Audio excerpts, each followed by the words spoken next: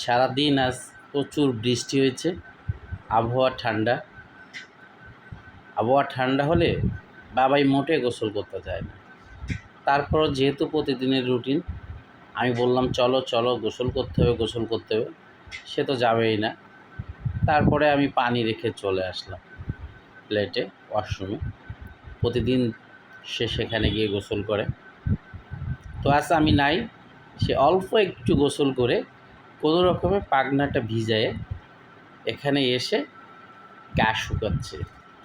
মনে হচ্ছে যে কি গোসল করছে, আমাকে দেখাচ্ছে, দেখো বাবা আমি ভীষণ গোসল করছি। এইটুকু গোসল, পানিও যায় নাই গার ভিতরে, জাস্ট উপরে লাগছে। এটা কি ঠিক?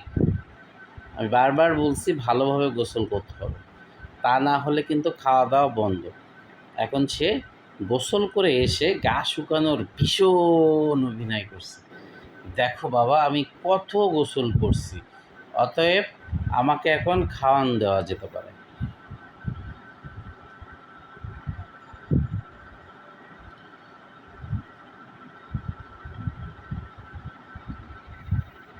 তারপরে গোসল শেষ, শুকানো শেষ, ফ্রেশ। এবার তাকে ভাত না দিলে সে একটু পর বলে উঠবে, কী ব্যাপার, কিছু খাবে না। একের পর এক বলতেই থাকবে যতক্ষণ তাকে ভাত না দেওয়া হবে।